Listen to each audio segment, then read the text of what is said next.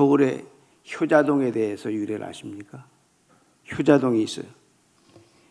효자동은 어떤 유래가 있냐 그러면은 조선 선조 때 조원의 아들 희정과 희철 형제가 효자로 소문이 나가지고 이제 나라에서 아들에게 지금의 효자동 100번지에 살고 있는 아들에게 효자동네다. 그리고 이름을 지어줘서 효자동이라 그랬대요. 근데 전국에 효자동이 많습니다.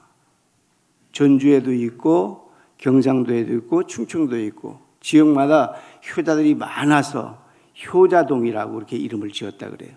근데 다른 전설에 의하면 서울의 효자동은 이런 이야기가 있습니다. 시아버지가 주무시던 방에 아기를 놓고 갔는데 시아버지가 주무시다가 그만 팔을 탁 쳤는데 아기의 목줄을 쳤어요. 그래서 아기가 죽게 됐어.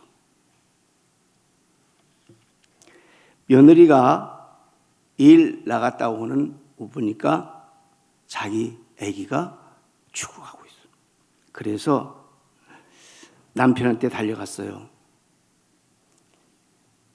이 아이가 시아버지 옆에 자다가 죽었기 때문에 시아버지가 어떤 사건이 연루될까 봐 걱정이 돼서 시아버지 모르게 아기를 남편이 뛰어갔어요. 그 남편한테 설명을 하니까 남편이 이 불효막심한 자식아, 할아버지한테 왜 그렇게 억울함을 씌우게 죽어 이놈 새끼야. 그러면서 뺨을 딱 때렸대. 그랬더니 버떡 일어났다네. 그래서 효자가 됐잖아. 그래서 효자동이라 그랬대. 한자의 효자는 늙을로에서 지팡이 비를 빼고 자자를 대신했어요. 그러니까 늘 나이 드신 분을 아들이 지팡이로 대신해 준다. 그런 뜻이야. 효자가.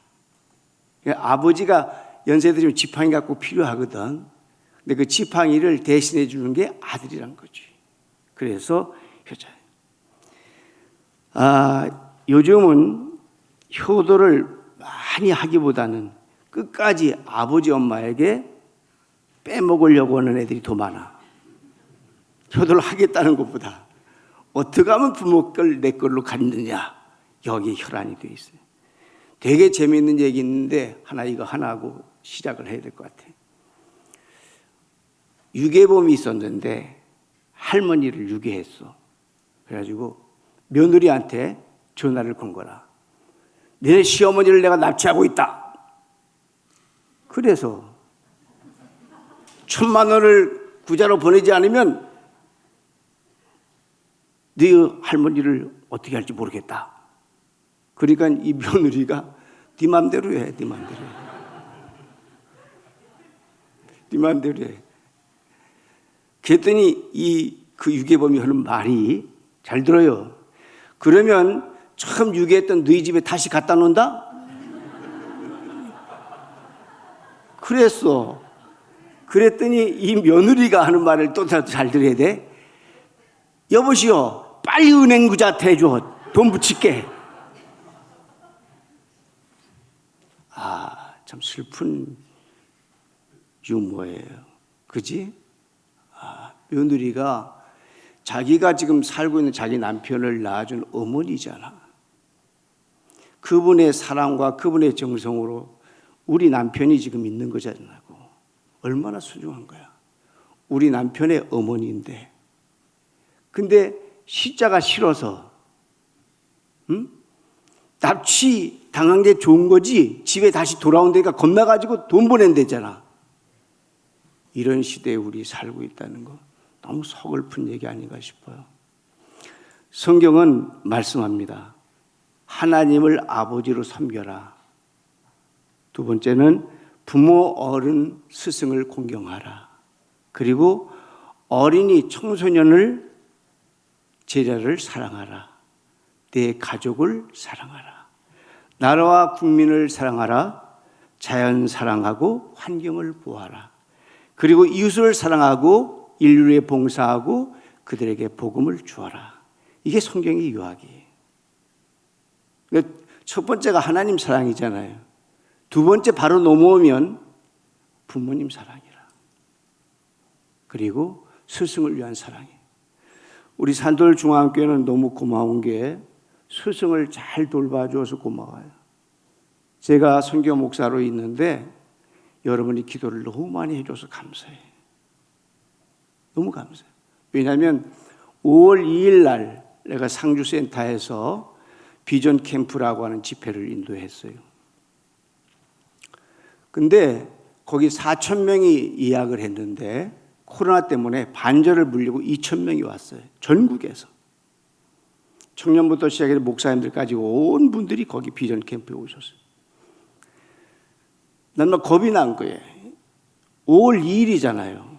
생활수칙도 발표도 안 했고 5월 2일인데 근데 아무리 4,000명이라는 어마어마한 큰 홀이지만 그래도 반절 2,000명이 앉았으니까 규정대로 못 앉았다고. 그렇잖아요. 근데 강단에 딱 서보니까 마스크 안 쓴 사람이 거의야. 안 썼어 또. 내가 얼마나 겁나겠습니까? 하나님, 제가 설교하는 것도 중요하지만 이번 일이 하나도 누가 되지 않도록 하나님께 얼마나 긴장되는지 몰라. 왜냐하면 또 거기 강사로 오신 모든 분들은 선교사님들이다. 그리고 저만 목사라. 근데 목사인 내가 갔는데 그러면 신문이나 언론에서는 목사가 왔다 그러지 선교사 얘기 안 할 거 같잖아. 내가 대표가 돼가지고 전국의 뉴스거리 만들면 큰일 나잖아. 2,000명이 모였으니까. 계속 상주시 경찰서에서 비상을 걸고 와 있더라고. 상주시 경찰서에서. 막 앰뷸런스니 막 차들이 막 진을 치고 있는 거야. 야, 그런 가운데 집회를 하는데 참 부담스러운 거예요. 이분들이 전국에서 왔지요. 해외에서 온 사람 와서 격리를 2주간 걸치고 거기를 참석했더라고. 야, 이런 상황에서 제 순서의 은혜를 못 끼치면 안 되는 거잖아요. 막 하나님께 밤새 잠을 못 잤다고. 밤새 잠을 못 자고 새벽에 내가 7시 시간을 아침 메시지를 해야 되기 때문에. 야, 그 50분의 설교가 얼마나 힘들던지. 근데 주최 측에서 이때까지 설교 중에 제일 대박이 났다고 그래. 하나님 감사합니다. 우리 담임 목사님부터 시작해서 모든 분들이 기도를 많이 해주셨구나. 내가 염려하던 것 다 깨뜨리고 해주셨구나. 그래서 우리 산돌중앙교회는 스승을 위해서 기도하는 좋은 교회구나. 그런 감동을 가지고 왔어요. 할렐루야. 너무 감사해요. 아주 감사해요. 네. 스승의 주일 때는 우리 담임 목사님이 봉투를 꼭 주더라고. 나를. 이번에도 줄 거지? 감사하고. 또 우리 나 또 그런 받는 재미라도 있어야 되잖아. 항상 받다가 지금 하나도 못 받으니까 얼마나 섭섭한데. 근데 스승의 주일 때라도 한번 주고 그래야지 사람들이. 근데 연세 많으신 권사님들이 이제 몇 분이 주시는 거라. 또 마음이 얼마나 미안한지 내가. 그리고 막 4개월씩 지금 헌금을 모아가지고 2월달, 3월달, 4월달, 5월달 그래가지고 가지고 왔어. 목사님 내가 오늘 이렇게 헌금 가지고 왔고 목사님 스승의 날 드리려고 왔대. 이야, 감동되잖아. 산돌중학교 너무 좋은 교회라. 우리 마스크는 썼지만 옆 사람하고 인사 한번 해. 우리 교회 너무 좋은 교회야. 할렐루야. 참 감사해요. 지난주에는 또 여기 가서 WMTC라고 세계 선교센터가 있는데 거기 또 한 200명 모였더라고. 세계에서 많이 선교사님들 들어오고 저보 또 와서 강의를 하라고 그래서 또 가서 했는데 얼마나 또 감격스럽게 너무 많은 감동을 주어서 은혜를 주고. 이거는 산돌중앙교회가 40년 역사에 한 자욱을 만들지만 이어가는 놀라운 일이라 생각하면서 여러분에게 너무 고마운 마음을 전합니다. 할렐루야. 자, 그러면 효자 요셉이라고 이름을 정했는데 오늘 본문에 요셉이가 그렇게 효도의 인물로 등장을 합니다. 그래서 제가 평소에 요셉을 너무 좋아하거든요. 좋아하는데 그 좋아하는 중에서도 효도를 그렇게 한 것에 대해서 그렇게 제가 좋아해요. 요셉은 최선을 다해서 돌아가신 아버지의 유언을 들어드립니다. 유언은 참 진실한 거잖아요. 근데 그 유언은 그 당시에 들어드리기 어려운 거였어요. 너무 먼 거리에 고향에 갔다가 자기를 묻어달라는데 요셉은 지금 남의 나라에 국무총리를 하고 있는 입장이거든. 거길 며칠 몇 날을 가가지고 장례를 지내주고 올 수가 없어요. 없다고. 그런데 아버지 돌아가셨잖아요. 아버지, 하나님 곁으로 편안히 가십시오. 제가 아버지의 유언을 다 들어드리겠습니다. 그리고 형들과 모든 분들의 가족들, 70명의 가족들이 있었는데 그분들을 제가 잘 섬길 테니까 아버지 편안히 가십시오. 라고 그렇게 하죠. 147세 되는 날 야곱은 요셉에게 자기가 죽기 전에 애굽에 장사하지 말고 남이 나라에 지금 와 있잖아요. 피난 온 거잖아요, 지금요. 요셉이 지금 남이 나라가 총리를 하고 있는데 원래 자기 나라 이스라엘은 좀 흉년이 들어서 여기를 와 있잖아요, 지금요. 근데 죽으면 이 나라에 묻지 말고 나를 본 거기다 갖다가 묻어달라는 것이었어요. 그런 부탁을 지금 하는 거죠. 이렇게 야곱이 자기가 죽은 후에 고향에 묻히고 싶은 것은 그 후손들이 가나안 땅에 정착해서 영원히 하나님의 땅에 약속의 땅에 살겠다는 그런 의지거든요. 그게 믿음의 표현입니다. 자기가 뭐 구태여 거기 묻히겠다는 그런 뜻이 아니고, 그렇지만 믿음의 역사를 계승하기 위한 일에 아버지의 유언으로 왔기 때문에 요셉은 철저하게 그걸 지키겠다고 한 것이에요. 그 의술이 발달되지 않은 때인데 거기를 오래 가야 됩니다. 그러면 시신은 이틀만 되면 썩거든. 냄새 나거든. 그래서 어떻게 하냐면 그 당시에 유럽의 문화가 미라 문화가 있어요. 사람이 죽으면 다 창자 다 빼고 그 방부제를 발라가지고 그래가지고 이제 장례를 70일간을 지내요. 그게 그 당시 유럽의 문화거든요. 70일간. 그러니까 그런 문화가 있었기 때문에 이제 그건 미라는 왕족이나 귀족들만 하는 거라 일반인들은 안 하는 거예요. 일반인들 그냥 땅에 묻고 70일을 지내는데, 근데 지금 여기서부터 가나안 땅까지 가려면 엄청난 시간이 걸리니까 자기들이 어떻게 미라를 해서 가져가야 된단 말이지. 근데 그 일반인은 못 하거든. 근데 요셉은 아버지를 미라하기 위해서 40일이 걸립니다. 그게 40일이 걸린 아버지 방부제 미라를 만들어요. 그리고 70일간의 장례를 위해서 거길 지금 가는 겁니다. 애굽의 총리로서 중요한 직책을 갖고 있는데 임금에게 찾아갔어요. 임금님, 제 아버님이 돌아가셨는데 아버님의 유언이 고향에 묻히겠다고 합니다. 어떻게 할까요? 제가 가서 해야 되는데 70일을 갔다 와야 될 것 같습니다. 요셉 총리, 걱정하지 말고 잘 다녀오라. 왕이 그렇게 말씀하면서 그 모든 경비와 모든 그 호위대들 이런 것들을 다 해주겠다고 이제 약속을 해줍니다. 그래서 잘 치루었다는 얘기예요. 믿음의 역사를 이루었다는 거죠. 믿음의 역사를. 얼마나 어렵고 힘든 일이었는지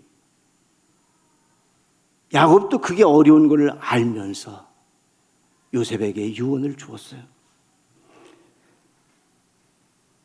아버님이 하나님이 고향에 돌려보내실 텐데 나도 자신의 유해를 메고 올라가 달라고 이제 그렇게 마지막 또 요셉도 유언을 하게 되죠. 효도란 뭘까요? 소원을, 부모님의 뜻을 이루어 드리는 게 소원이 효도라는 거예요. 살아계실 때만 잘하는 것 아니에요. 돌아가신 후에도 잘 살아야 돼요. 부모님이 우리 후손들 화평하고 잘 살기를 원하시잖아요. 돌아가셨어요? 안 계셔요. 그래도 부모님이 살아계실 때 어떤 생각하셨겠어요? 우리 잘 살아야 돼요. 우리 형제들끼리 잘 살아야 돼요. 격려해 줘야 돼요. 위로해 줘야 돼요. 이런 은혜가 넘치기를 주님의 이름으로 축원합니다. 1,400km예요, 거기서. 여러분, 자동차도 아무 우송수단이 없어도 400km를 가야 된다니까요. 불가능한 일이에요, 이게요. 불가능한 일이지만 아버지의 뜻이기 때문에 이루어진 요셉의 이 순종이 오늘 부모님에게 순종하라, 그러면 모든 것이 다 너희 것이 되리라 약속하신 축복인 줄 믿고 여러분의 축복이 효도를 통해 이루어지기를 주의 이름으로 축원합니다. 두 번째는 부모님의 안부를 늘 걱정하고 보살펴 드리는 것이 효도라고 생각을 해요. 제가 김영삼 대통령께서 잘한 것 중에 하나를 이제 제가 기억을 하고 있는데, 그 아버지가 거제에서 멸치잡이를 하셨거든요. 근데 이 분이 김영삼 대통령이 올라와서 국회의원을 최연소 국회의원 하지 않습니까? 27세 국회의원 했는데 그때부터 아버지가 멸치를 대주시는 거야. 그래서 명절 때 되면 온 국회의원이나 자기 관계된 사람들 아버지 멸치로 다 먹였어요. 다 그렇게 했어요. 근데 이 김영삼 대통령을 어떻게 하냐 그러면 27살 국회의원이 돼서 거제에서 올라온 후로부터 하루에 한 번도 빠지지 않고 전화를 드렸대요. 대통령이 된 후에도. 그건 불가능해요. 저는 도대체 그건 할 수가 없어요. 하루에 한 번씩. 전 지금도 죄송한 게 외국에 갔다 오면 어머니가 늘 금식하고 기도하고 계셨는데 갔다 와서 바로 전화를 못 드려요. 제가 업무가 바쁘게 많이 있었으니까 각 기관, 교회 일 여러 가지들이 있으니까 그것부터 빨리 처리해 어머니에게 전화를 못 드려요. 어머니가 전화가 오셔요. 잘 다녀오셨습니까? 잘 다녀오셨는가? 그때 어머니한테 너무 죄송하죠. 먼저 전화를 드렸을 때, 예 어머니 기도 때문에 잘 다녀왔습니다. 그게 지금도 마음에 걸려요. 제가 먼저 전화를 드렸어야 되는데. 이 김영삼 대통령은 하루도 빠지지 않대, 대통령이 되는 해도. 역사는 다른 얘기는 다른 쪽으로 가겠지만 효도했다는 그 한 가지는 저는 꼭 가슴이 남더라고요. 여러분, 부모님이 살아계십니까? 하루에 한 번씩 꼭 전화를 드려서 안부를 묻고 그렇게 하시기 바라요. 아멘 한 사람도 안 하네. 아멘을 한 사람도 안 해. 나는 이 얘기는 하루에 한 번씩이라고 그랬는데 나는 줄여버릴게. 일주일에 한 번씩. 일주일에 한 번씩이라도 꼭 전화를 드려서 어떠시냐고. 사실 할 말이 없지. 일주일에 다시 전화해 뭘 할 말이 있겠어, 그지? 그래도 그 목소리가 평안하다. 아버님, 어머니 기도해줘 고맙습니다. 그렇게도 한마디 끝내. 그 얼마나 고마운 일이에요. 그리고 이제 요셉의 형제들이 그 가뭄이 들었잖아요. 그래서 이제 애굽 땅에 가가지고 곡식을 사오자. 그래서 형들이 이제 애굽을 와요. 와서 이제 아니 먼 나라에서 곡식을 사러 왔다는데 웬 수상한 놈들이 있습니다라고 잡아가지고 왔어요. 요셉이 이렇게 보니까 지 형들이거든. 자기를 팔아먹은 형들이 왔단 말이지. 기가 막힌 거잖아요. 나를 팔아가지고 남의 집 종살이하게 하고 내가 감옥 가게 하고 거기서 출세해서 지금 국무총리가 되긴 했지만 그 순환의 세월이 너무 억울하잖아요. 근데 그 형들이 등장을 한 거예요. 그때 자기를 다 숨기고 얘기를 들어요. 우리 아버지가 이곳에 가서 양식을 좀 팔아오라고 해서 왔다고. 우린 절대로 간첩이거나 스파이가 아니라고 얘기를 하는 거예요. 이야기를 듣고 있다가 너무 가슴이 메어서 화장실로 뛰어갔어요. 성경에 화장실이라는 얘기는 없지만 내 생각엔 그렇게. 자기가 어디 가서 울겠어. 화장실로 뛰어갔어요. 거기서 막 눈물 흘려요. 아버지 얼마나 힘드십니까? 아버지 얼마나 힘드십니까? 이렇게 머나먼 400km의 땅을 여기를 오게 해서 식량을 사러 형들을 보냈는데 얼마나 아버지 힘드셨습니까? 그리고 눈물을 다 닦고 와서 얼굴을 드시게 그 사람들의 얼굴을 이렇게 들었어요. 우리가 요셉이에요. 요셉 형들 우린 죽었다 이제. 편안히 계십시오. 이때를 위해서 하나님이 나를 여기 보내신 걸로 제가 기억이 됩니다. 형님들 안심하시고 아버지는 어떠십니까? 아버지는 어떠십니까? 라고 물으니까 아버지 잘 계십니다. 잘 계십니다. 아버지는 죽었을 줄 알았는데 아버지가 계세요. 아버지 야곱은 107세, 할아버지 이삭은 167세, 요셉은 17살에 쫓겨났다가 13년의 고난의 풍상을 겪고 30세의 국무총리, 7년의 풍년과 3년의 흉년을 지나 아버지를 만날 때는 40세가 되었어요. 그럼 아버지 야곱은 130세가 되던 때예요. 그래 요셉은 아버지 어머니를 잊어버린 적이 없어요.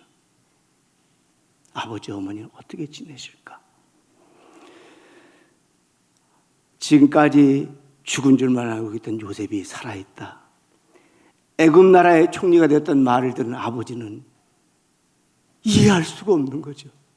아니 어떻게 죽은 줄 알았던 우리 아들 요셉이가 살아서 남의 나라의 국무총리가 되었단 말이냐. 임금님에게 가서 보고를 했어요. 임금님, 이번에 간첩 첩자로 이렇게 애굽 나라에서 온 젊은 그 사람들이 우리 형님입니다. 그리고 우리 아버지가 이스라엘 땅에 살고 계십니다. 지금 배고파 죽을 지경인데 식량을 줘도 될까요? 요셉 총리, 그렇게 하지 말고 다 가솔들을 우리나라에 모시고 와라. 그래서 여기서 풍요롭게 다 살 수 있도록 다 준비해 드려라. 이런 허락이 떨어져요. 그래서 돌아가서 보고하고 아버지와 함께 그 70명의 가솔이 전체가 다 이동을 해서 애굽 땅에 들어오게 되죠. 아들, 지금까지 네가 살아있다니 다 지금 죽어도 한이 없다. 우리말로 번역하면 그렇게 이야기를 합니다. 요셉아, 네가 살아있다고. 요셉은 아버지 얼마나 힘드셨어요. 여기 계시고 하나님 부르실 때까지 제가 아버지 절대로 잘 모실 테니까 편안히 계세요. 그리고 운명 직전에 자신을 애굽 땅에 묻지 말고 아브라함과 이삭 선조가 있는 땅에 묻어달라고 부탁하죠. 손을 아버지 허벅지 아래에 놓고 맹세를 해요. 이게 일명 환도뼈 맹세인데 아버지의 뜻을 이루어드리겠다. 아버지는 기쁨으로 눈물을 흘리면서 눈을 감으시고 천국 가시죠. 그런 효자가 어디 있겠습니까? 부모가 살아계신 분들에게 부탁드립니다. 멀리 계시거나 가까이 계시거나 늘 부모의 안부를 걱정하고 보살펴 드리시기 바라요. 자주 찾아가 뵙기도 바라요. 오늘 이런 모습들이 여러분 속에 있으셔서 큰 축복의 위로가 되시기를 주님의 이름으로 축원합니다. 이제 말씀을 마감하겠습니다.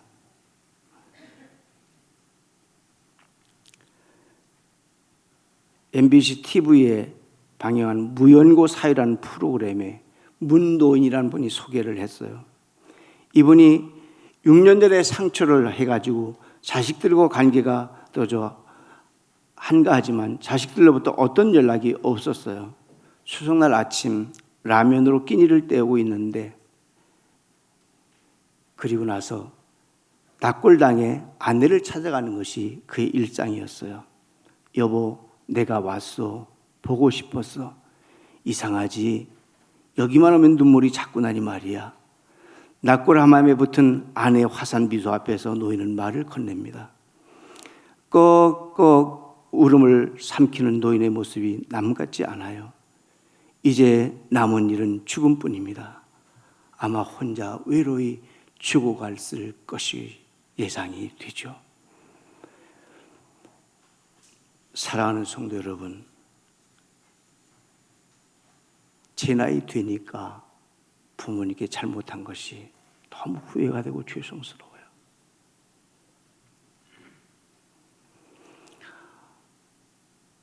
제 딴엔 기쁨을 드린다고 했는데 너무 죄송해요.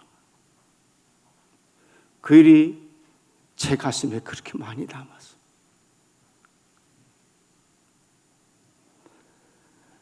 더 잘 섬겼어야 되는데 바쁘다는 핑계로.